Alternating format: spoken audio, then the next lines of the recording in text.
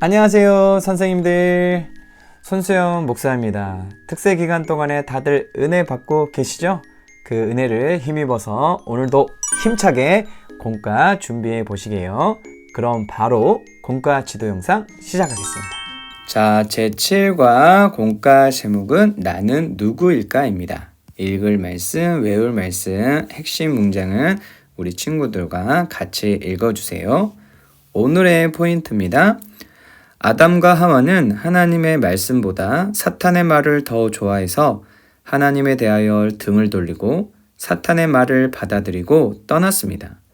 그런데 왜 하나님은 그들을 애타게 부르며 찾아가셨을까요? 자신의 마음에서 지우개로 지우듯이 싹 지울 수 있는데 왜 굳이 자신의 자존심과 스타일을 구기고 찾아가는 것일까요?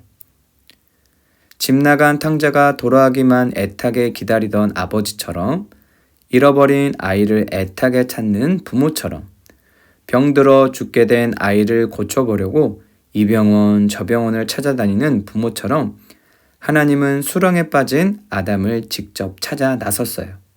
아담아, 거긴 내가 있을 곳이 아니야. 내가 행복해야 내가 행복하단다. 어서 내 품으로 돌아와. 나는 너 없이 살 수 없단다.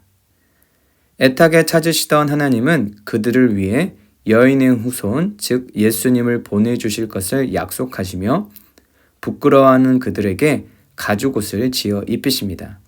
이것이 끊을 수 없는 사랑의 관계, 하나님과 아담의 관계요, 하나님과 나와의 관계입니다.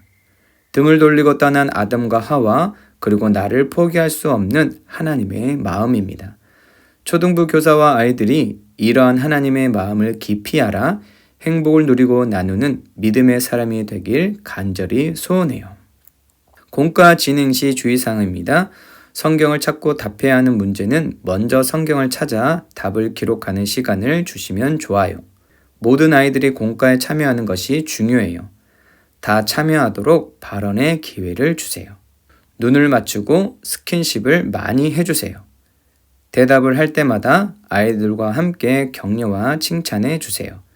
정답이 아니어도 인정해 주시고 잘했다고 박수 쳐 주세요. 자, 오늘 설교 포인트는 크게 두 가지입니다. 첫째, 내가 누구인지를 아는 것이 정말로 중요하다. 둘째, 하나님이 나를 바라보시는 눈이 가장 정확하다입니다. 자, 그럼 성경 속으로 공과를 진행하도록 하겠습니다. 자, 1번. 기드온이 살았을 때 어느 민족이 이스라엘을 괴롭혔나요? 성경을 찾아보면 미디안이 이스라엘을 괴롭혔음을 알 수가 있습니다. 자, 2번입니다. 기드온은 자기 집과 자신에 대해 어떻게 생각하고 있었나요? 기드온은 자기 집과 자신에 대해서 므낫세 지파 중에서 가장 약하고 또 내 아버지의 집도 가장 작다고 말했습니다. 쉽게 말해 나는 별 볼 일 없는 사람이라는 말이겠죠. 자, 3번입니다. 하나님은 여호와의 사자를 통해 기드온을 무엇이라고 불렀나요? 성경에 보면 하나님은 기드온을 향해 큰 용사여 라고 부르셨습니다. 그리고 하나님이 너와 함께 하신다 라고 말씀하셨어요. 사실 기드온은 큰 용사라고 불릴 만한 사람이 아니었어요. 미디안 족속이 무서워서 포도즙 틀을 짜는 곳에서 숨어서 밀을 타잡고 있을 만큼 겁쟁이였어요. 하지만 기드온이 큰 용사라고 불리울 수 있었던 이유는 바로 하나님이 기드온과 함께 했기 때문이에요. 하나님이 기드온을 만드셨기 때문입니다. 자, 이어서 4번 가겠습니다. 하나님은 기드온을 통해 어떤 일을 하려고 하셨나요? 하나님은 기드온을 향해 미디안의 손에서 이스라엘을 구원할 사람이라고 말씀하셨습니다. 즉, 기드온을 통해 미디안의 손에서 이스라엘을 구원할 계획을 갖고 계셨어요. 그리고 하나님의 말씀과 계획대로 기드온과 이스라엘의 300명의 용사들을 통해 많은 미디안의 군대를 무찔러서 승리하게 되었습니다. 기드온이 큰 용사가 돼서 이스라엘을 구원할 수 있었던 이유는 바로 하나님이 그와 함께 하셨기 때문에 가능했던 일이었습니다. 이렇게 하신 다음에 마무리 지문을 읽고 세상 속으로 공과로 넘어가 주세요.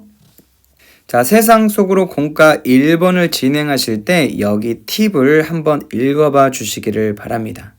여기에 보면 초등부 아이들은 전체 앞에서 속마음을 표현하는데 익숙하지 않아 장난식으로 말하고 받아들이는 아이들도 과잉 반응을 할 수 있어요 라고 말하고 있습니다. 그래서 1번을 진행하실 때 개인적으로 체크만 하고 작은 질문 이 부분만을 가지고 나눔을 하시는 것도 좋을 것 같습니다. 자, 2번입니다. 하나님은 나를 어떻게 보고 계실까요? 여기에서는 먼저 기드온의 예를 들어서 설명한 다음 자연스럽게 그럼 하나님은 우리 친구들을 어떻게 보고 계실까 하고 질문을 해주세요. 기드온은 자신이 겁쟁이고 자기 집안은 가장 작다고 표현했지만 하나님은 그를 향해서 큰 용사라고 부르셨습니다. 우리 친구들이 대답을 잘 하지 못하면 선생님이 먼저 리드를 해주세요. 넌 특별하고 소중하고 최고라고 생각하셔. 하나님의 눈에는 우리 한 명 한 명이 보배롭고 존귀한 자로 바라보고 계셔. 하나님이 우리를 만드셨으니까 하나님이 우리를 보시는 눈이 가장 정확한 거야 라고 말해주세요. 그래서 그 하나님의 눈으로 자라나는 사람은 훗날 큰 용사가 되어 있을 거야. 지역과 민족과 열방을 이끌어갈 지도자가 되어 있을 거야. 우리 오늘부터 하나님의 눈으로 나를 바라보는 훈련을 한번 해보자 라고 진행해 주세요. 그렇게 한 다음에 3번으로 바로 이어가 주세요. 매일 거울을 보고 나 자신에게 말해요. 그리고 느낌을 적어 보세요. 물론 2번의 공과 지문 그대로 읽어가시면서 진행하셔도 좋습니다. 먼저 3번을 시작하실 때 매일 거울을 보며 이야기하는 건 큰 효과가 있다는 걸 알려주세요. 생각이 점점 달라지게 되면 자존감도 높아진다는 것도 알려주세요. 그리고 일주일 동안 하나님의 눈으로 나를 보는 훈련을 해보자고 권면해 주세요. 그래서 여기 3개의 문장을 큰 목소리로 외치면서 진행해 주세요. 나는 큰 용사다. 하나님이 나와 함께 하시니까. 나는 잘 될 수밖에 없다. 하나님이 나의 아버지시니까. 하나님이 나를 통해 지역과 민족과 열방을 살릴 것이다. 아멘. 이렇게 매일 거울을 보고 3개의 문장을 외쳐보고 어떤 느낌이 들었는지 이곳에 적어보도록 안내해 주세요. 이렇게 하신 다음 마무리 지문 읽고 우리 친구들과 통성으로 기도하신 다음에 공과를 마무리해 주시기를 바랍니다.